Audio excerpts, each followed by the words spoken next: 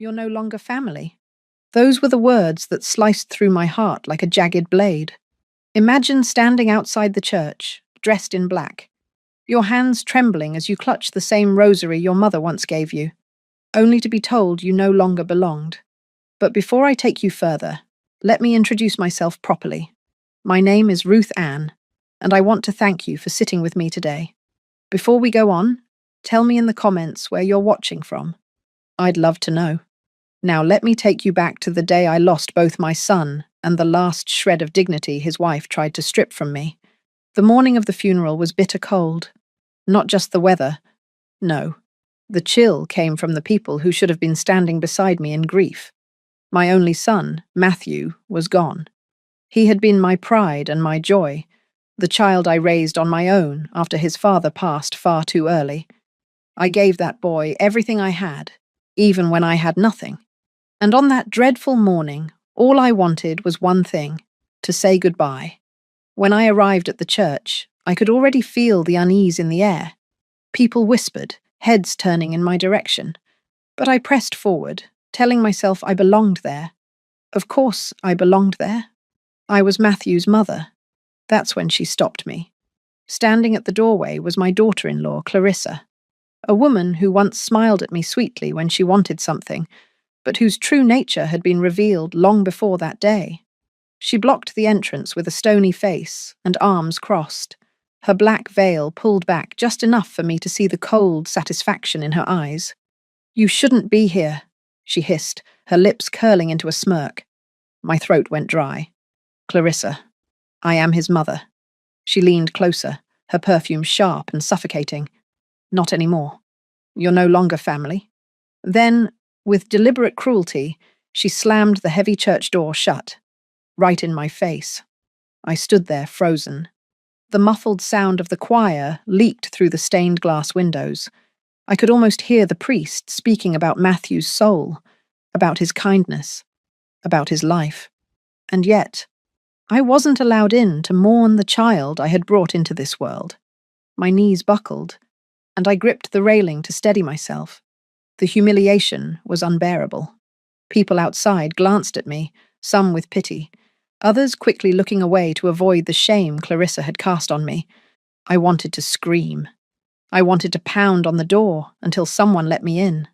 But grief has a strange way of stealing your strength. I simply stood there, tears streaming down my face, whispering prayers into the cold morning air. You know, when Matthew first introduced Clarissa to me, I had my reservations. She was polished, elegant, the kind of woman who knew how to charm a room. But behind that charm, I sensed a hunger, not for love, but for control. Still, I bit my tongue. I thought, if she makes my son happy, then I'll learn to accept her. But over the years, I watched as she pulled him further and further away from me. Phone calls grew shorter. Visits became less frequent. When I did see him, his eyes carried a tiredness I couldn't place. And Clarissa, oh, she always found subtle ways to remind me that she was the new center of his life. And now here I was, standing outside in the cold, barred from the one place I had every right to be. As the funeral ended, people began to spill out of the church. Some avoided my gaze entirely, hurrying to their cars. Others whispered awkward condolences as they passed, clearly torn between loyalty to me and fear of Clarissa. I caught sight of her laughing softly with a group of friends, as though the entire day was some sort of performance staged for her benefit. When she noticed me still standing there, her laughter grew louder. She slipped her arm through another man's, perhaps a cousin or some distant relative, and paraded down the church steps with a cruel confidence. The message was clear. She had won. But deep inside me, though I was trembling, a small ember of resolve began to glow. I didn't know it yet, but that moment, that very humiliation outside the church, was only the beginning of a battle. Because Clarissa believed she had stripped me of everything. She thought she could erase me from my own son's life story. But she had no idea that Matthew, my boy, had left behind something far stronger than her cruelty, something that would one day bring her arrogance crashing down in front of everyone, and I would live to see it. The days following the funeral stretched on like an endless winter. My house felt quieter than ever. Every corner carried echoes of Matthew's childhood, the way he used to run down the hallway with mismatched socks, the sound of him practicing his guitar late into the night, even the faint scent of his cologne from the last time he hugged me. Now, all of that seemed like ghosts pressing against me, and I couldn't escape them. But what cut deeper than the silence was the humiliation. Word travels fast in our little town. By the next day, I knew people were whispering. Some called to check in, but their voices carried hesitation, like they didn't want to get caught choosing sides. Others avoided me entirely. The worst part. I could hear the pity in their tone. Pity was worse than anger. It reminded me that Clarissa's cruelty had become a public spectacle. Still, I couldn't stop replaying that moment in front of the church. The way she said, "You're no longer family." It wasn't grief that fueled her. It was victory. And that told me something important. Clarissa wasn't mourning. She was calculating. A week later, I went to the cemetery alone. The air was sharp. The ground still damp from the morning dew. Matthew's grave was fresh. Flowers still piled high from the service. I knelt beside it, running my fingers across the cold stone. "Oh, my boy," whispered. "Why did you choose her? Did you know what she would do to me? Did you know she'd turn me away?" My tears fell onto the soil, and for a moment I thought I heard his voice. Not in words, but in memory. I remembered how he once told me, "Mum, no matter what happens, you'll always be my home." I clung to that memory like a lifeline. But grief is never left alone for long. As I stood, brushing dirt from my skirt, I saw Clarissa in the distance. She was walking with a couple of her friends, dressed in a sleek coat, not in mourning black, but in something far too fashionable for such a sombre place. They were laughing, pointing, as though the cemetery were just another place to show off. I ducked behind a row of hedges, not out of fear, but out of exhaustion. I didn't have the strength to face her again, yet I overheard enough to make my stomach twist. "She'll get nothing," Clarissa said, her voice sharp and certain. "Matthew's will is airtight. The money, the estate. It's all mine now. She'll be left with her little shack and her memories. That's what she deserves." Her friends chuckled, and Clarissa's laugh rang out like broken glass. I pressed a hand to my chest. Money? Estate? Of course. Matthew had worked hard, and over the years he had built something substantial. I knew he had a house, investments, maybe even the old family property, but I had never cared about that. I just wanted to be part of his life. Still, the cruelty of her words burned. She didn't just want Matthew's things. She wanted to erase me, to make sure I had nothing left, not even dignity.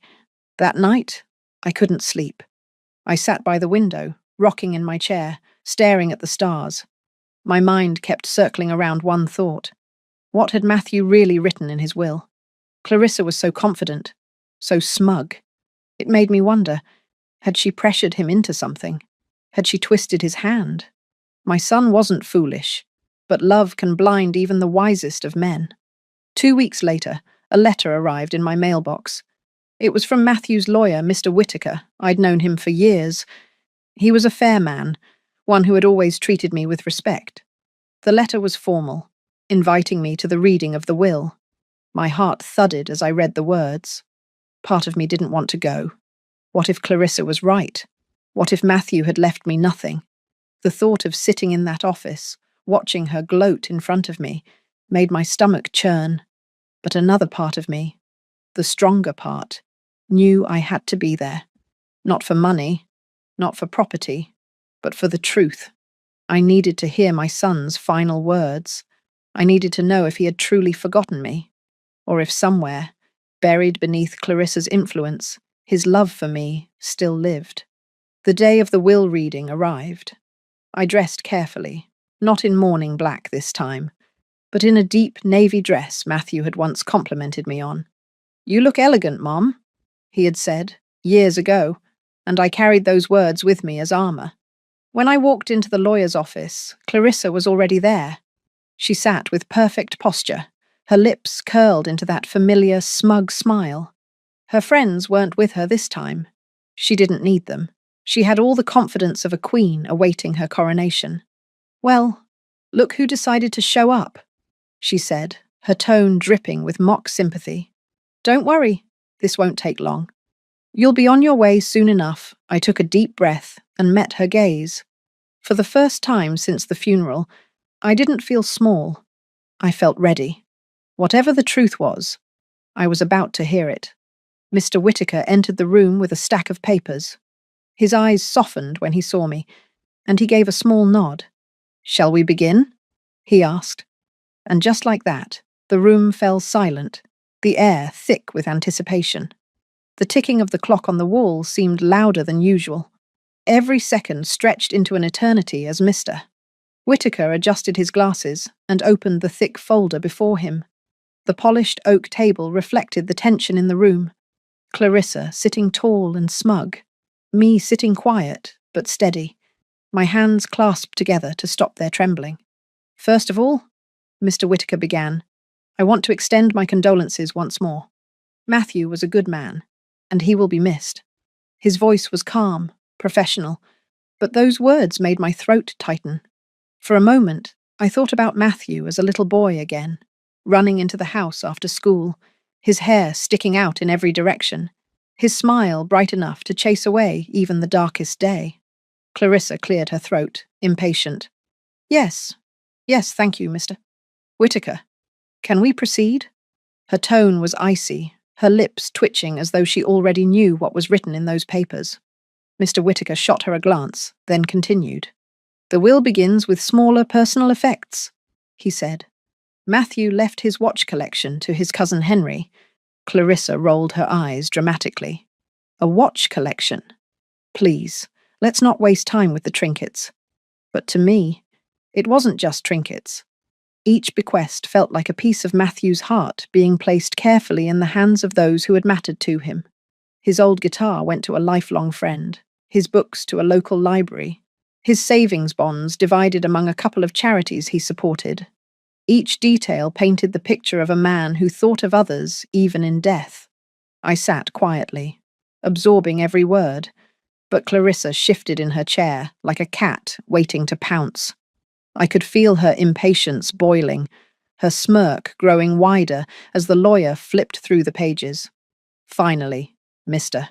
Whittaker reached the section everyone in the room had been waiting for. He cleared his throat, the faintest pause before continuing. "And, as for the remainder of the estate," Clarissa straightened, her hands smoothing her skirt.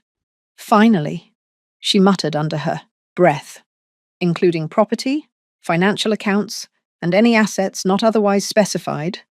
Her eyes gleamed. "Matthew leaves them in full to his wife, Clarissa." Her smile broke into a victorious laugh. She tilted her head toward me, her eyes sparkling with malice. "Well, well, Ruth Ann," she said, her voice dripping with mock sweetness. "I told you. You'll leave here with nothing." The words echoed in my head, just like they had at the funeral. Only this time they stung less, because I could see something else in the room. The lawyer wasn't closing the file. His finger lingered on the page, his eyes scanning further. But Clarissa didn't notice. She leaned back in her chair, crossing her legs with satisfaction, her laughter filling the room. "I'll be sure to take good care of the estate," she added, smirking. "Not that it concerns you any more." I remained silent.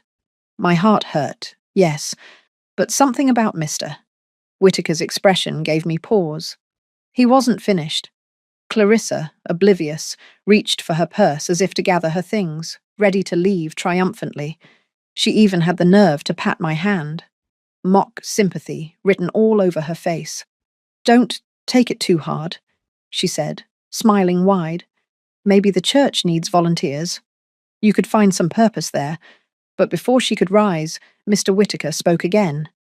"Actually," he said, his voice firm now, "there is one final clause." The words dropped into the room like a stone into still water. Clarissa froze, her laughter cut short. She turned slowly, her smile faltering. What do you mean? Mr. Whitaker adjusted his glasses again, his eyes narrowing just slightly as he flipped to the final page. Matthew included a specific provision, one that supersedes the general distribution of assets. It was his express wish that this clause be read aloud in the presence of both of you. I felt my breath catch. My heart pounded in my chest. Clarissa blinked rapidly, her confidence flickering for the first time since we entered the room. That can't be right. I was told. She stopped herself quickly, her cheeks flushing with frustration. Mr. Whitaker ignored her. His voice grew steadier as he began to read. In the event of my passing, I leave the family mansion, located on Ridgewood Hill, to... He paused for a moment, looking between us. Clarissa's knuckles whitened as she gripped the arms of her chair. My pulse thundered in my ears. To my mother, Ruth Ann. Silence. Pure, deafening silence. For a heartbeat, I thought I had misheard him. Clarissa's jaw literally dropped, her mouth opening and closing like a fish gasping for air. The colour drained from her face, and the smug smile she had worn so proudly dissolved into nothing. Me? The mansion? I sat frozen, staring at the lawyer, my hands trembling as the weight of those words sank in. I hadn't expected it. I hadn't even dared to hope. But Matthew, my boy, had left me the very thing Clarissa thought she had secured for herself. And suddenly, everything began to shift. For a moment, I couldn't breathe. The words hung in the air like church bells tolling over the valley. To my mother, Ruth Ann. The silence in the room was almost unbearable. Clarissa's face twisted, disbelief etched across every sharp angle. Her painted lips trembled as though forming words she couldn't quite grasp. That has to be a mistake, she sputtered, slamming her hand against the table. The mansion is mine. He promised me everything. Mr. Whitaker calmly lifted his gaze. There is no mistake. Your husband was very precise. This clause was handwritten, signed, and witnessed. He was of sound mind when he wrote it. There can be no dispute. Clarissa shot up from her chair, pacing the room like a trapped animal. This is outrageous. She doesn't deserve it. She jabbed a finger at me, her eyes burning with rage. She's had enough of his time, his attention, his pity. That house, that estate, is mine by right. I sat still, my hands folded tightly in my lap, my heart pounding. I wanted to defend myself, to shout back, but my voice failed me. Instead, it was Mr. Whitaker who held firm. Clarissa, sit down. His tone carried an authority that silenced even her. Reluctantly, she dropped back into her chair, fuming, her chest rising and falling with shallow breaths. There's more, Mr. Whitaker said gently, turning his attention to me. His eyes softened, and for the first time, I saw not the lawyer, but the family friend who had known Matthew as a boy. Your son left a letter for you. He insisted it be read aloud today, in this very room. My breath caught. A letter. From Matthew. Mr. Whitaker reached into the folder and pulled out a single sealed envelope, yellowed at the edges, as though it had been handled many times. He broke the seal carefully and unfolded the pages inside. His voice grew steady, solemn, as he read. To my dearest mother, if you are hearing these words, it means I am no longer there to hold your hand, to hear your laugh, or to argue with you over the little things we both knew didn't matter. I know you must be hurting, and I'm sorry, but I want you to know something. You were the best part of my life. Always. My eyes blurred with tears. I pressed a hand to my mouth, trembling, as I heard my son's voice brought back to life in ink. I know Clarissa and you have not seen eye to eye. I know she has pushed you away, and I regret not doing more to bridge that gap. I was weak in that regard. But I never stopped loving you, Mum. Never. Across the table, Clarissa shifted uncomfortably, her face paling as though every word exposed her. The Ridgewood mansion is more than just a house. It is our family's heart. You raised me there. You sacrificed everything for me there. I want you to have it. Not as wealth, not as power, but as a sanctuary, a place where you can feel me still walking the halls, where you can remember that you will always be my home. I gasped quietly, clutching the edge of the table as his words pierced through me. The room seemed to vanish. All I could see was Matthew's smile, his eyes, the little boy who once built forts in that very mansion's living room. I hope you fill it with laughter again, Mom. Invite people in. Make it alive. Don't let grief turn it into a tomb. It belongs to you, and no one else. That is my final wish. Mr. Whitaker folded the letter slowly, his own throat thick with emotion.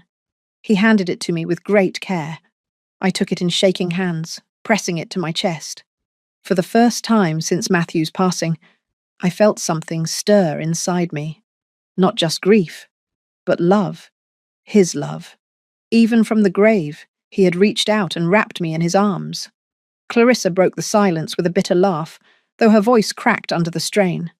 This is absurd. He was manipulated. He didn't mean that. But the look in her eyes betrayed her. She knew the truth. She had lost. Mr. Whitaker leaned back, steepling his fingers. The clause is airtight, Clarissa. The mansion belongs to Ruth Ann. If you wish to contest it, you can try. But I assure you, you will lose. Clarissa's shoulders slumped, and for the first time I saw not triumph, but fear flicker across her face. I sat there quietly, the letter still in my hands. I had come expecting humiliation, expecting to walk away empty. Instead, I had been given a gift far greater than property. I had been given proof that my son's love had never faltered, not even in his last days. And for Clarissa, well, her carefully built tower of arrogance was beginning to crumble. But little did I know, this was only the beginning of her downfall. Clarissa's face went from pale to crimson in a matter of seconds. Her lips trembled, her fists clenched so tightly that her knuckles whitened. For a woman who prided herself on composure, she was unraveling right before my eyes. The mansion? She spat. The mansion? He left that to her? Her voice was sharp enough to slice glass. No. No, I won't accept this. That house was supposed to be mine. Matthew promised. He promised. Mr. Whitaker remained unshaken. He closed the folder and folded his hands neatly on the desk. I understand this is difficult for you, Clarissa, but your husband's wishes are clear. The Ridgewood estate is now the property of Ruth Ann. It is legally binding. Clarissa shot out of her chair, pacing like a wild animal trapped in too small a cage. Her heels clacked against the polished floor, echoing with every furious step. This is ridiculous. She doesn't even know how to manage a house like that. She's old, she's... Careful, Mr. Whitaker warned sharply, cutting her off. Clarissa stopped mid-sentence, her chest heaving. She turned to me, her eyes narrowing into slits. You think you've won, don't you? Sitting there like some saint, clutching that letter? But you don't deserve it. You never did.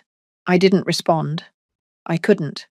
My son's letter was still pressed against my chest, the words ringing in my ears. You will always be my home. That was enough. Her fury only grew in my silence. She slammed her hand against the desk, rattling the pens in their holder. I'll contest this. I'll drag it through the courts if I have to. That mansion is mine.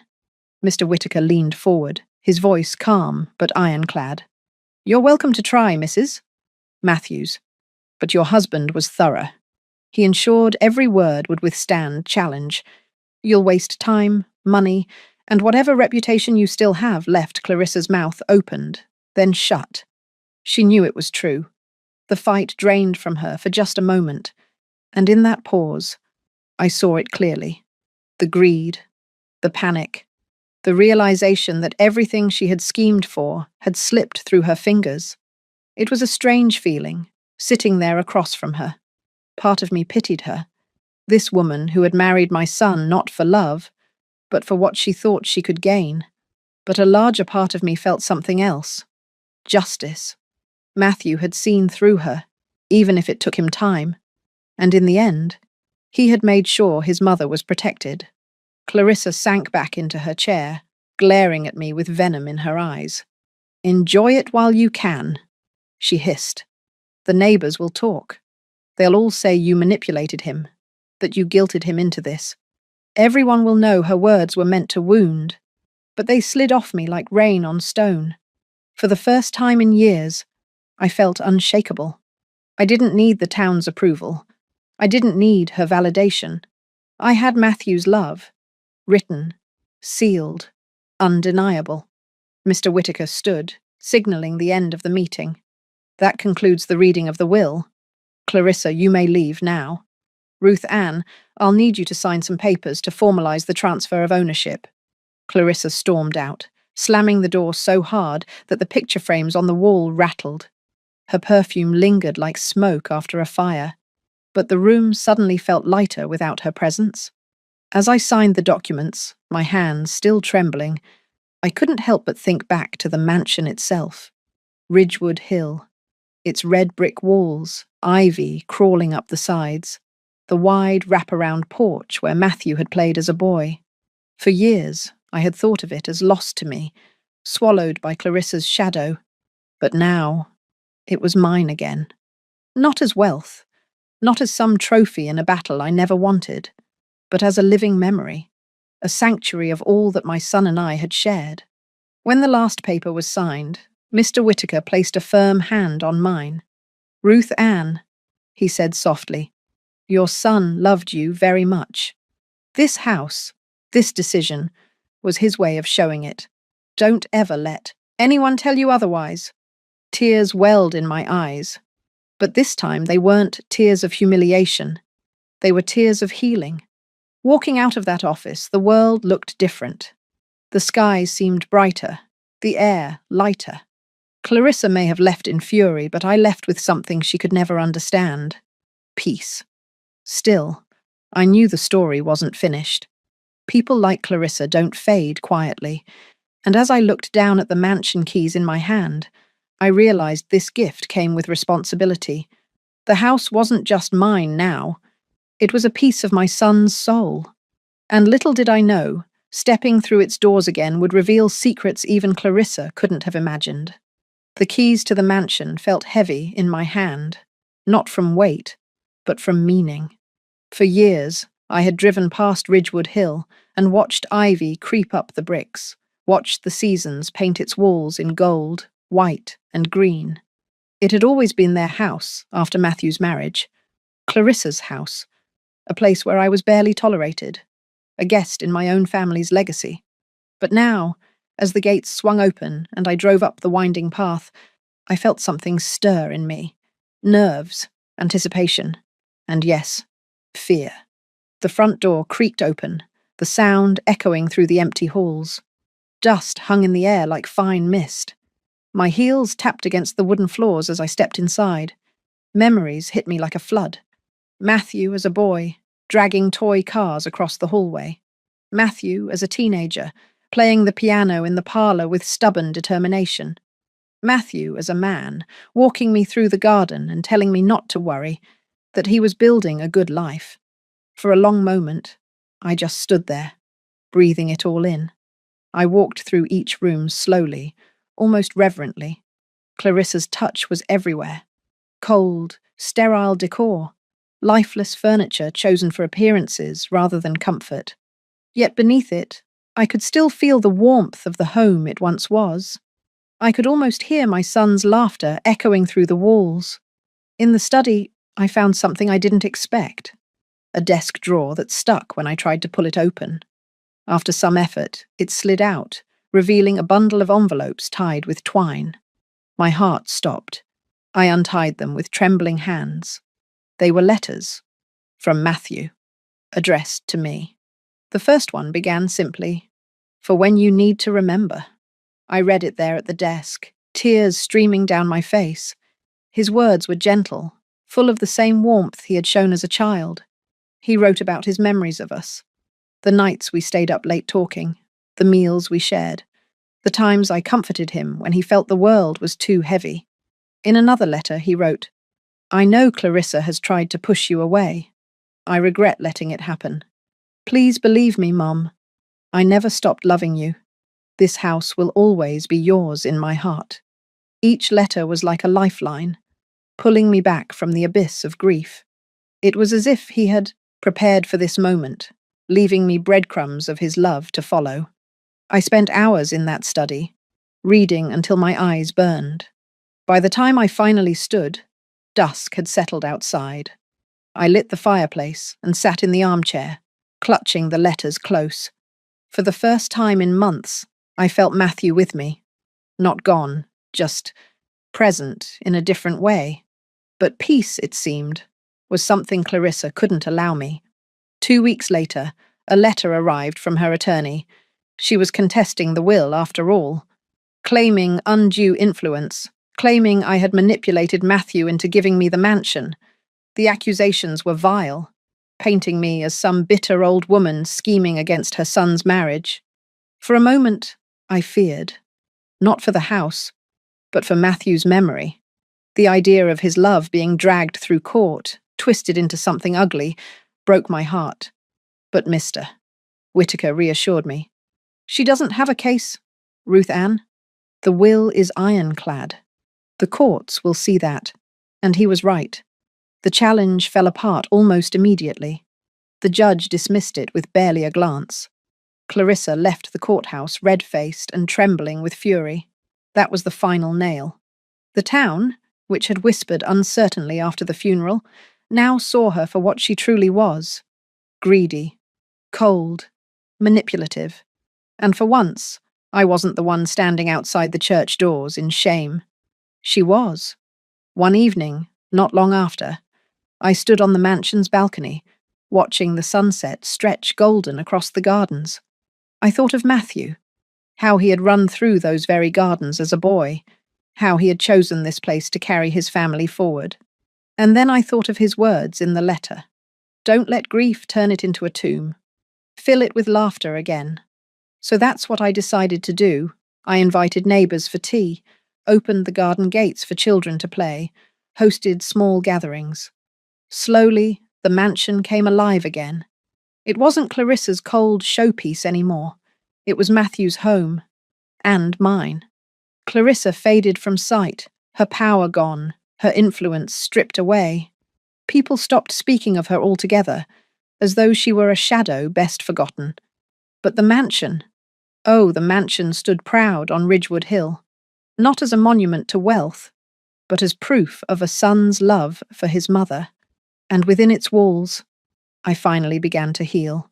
As the seasons changed, so did I. The mansion that once felt like a battlefield slowly transformed into a haven. The laughter of children in the garden, the aroma of tea shared with neighbours, the warm crackle of fires on winter nights. All of it breathed life back into Ridgewood Hill. And in those moments, I understood what Matthew had wanted for me. Not just walls and windows, not just bricks and timber. He wanted me to have home. He wanted me to remember that I was loved, cherished, and never alone. Sometimes, late at night, I would sit by the window in the study with his letters spread across my lap. The words never grew old. They were like a conversation that never ended, his voice echoing in my heart. And though grief never fully leaves you, love has a way of softening its edges. Clarissa? Well, her story faded quickly. She tried her battles, but each one crumbled beneath the truth. The community that once whispered against me began to see clearly. No one openly pitied me anymore. Instead, they respected me. Some even apologized, quietly admitting they should have stood with me from the start. As for Clarissa, she drifted away from town life. People said she sold what little she had left and moved somewhere new, chasing another chance at the life she thought she deserved. I don't hate her. I pity her. For what is wealth without love? What is power without kindness? It's nothing but dust in your hands, slipping away no matter how tightly you clutch it. In time, I found peace in forgiving her. Not for her sake, but for mine. Carrying her cruelty with me would have only poisoned the gift Matthew left behind. I've often thought about the lesson in all of this. You see, possessions can be lost, stolen, even gifted away. But love, true love, leaves traces that no one can erase. My son left me his mansion, yes, but more importantly, he left me his heart written in ink, sealed in words that time cannot fade. To those of you listening right now, perhaps sipping tea in your own quiet living room, or lying awake in the late hours of the night, let me tell you this: never doubt your worth in the eyes of those who truly love you. Greed may shout the loudest, but love endures in silence. I was locked out of my son's funeral, shamed before the world. I thought I had lost everything, but in truth, I had only begun to see how deep a bond between mother and child can run. Clarissa tried to erase me, but Matthew made sure I would never be forgotten. Now, when I walk the halls of Ridgewood, I don't feel alone. I feel him.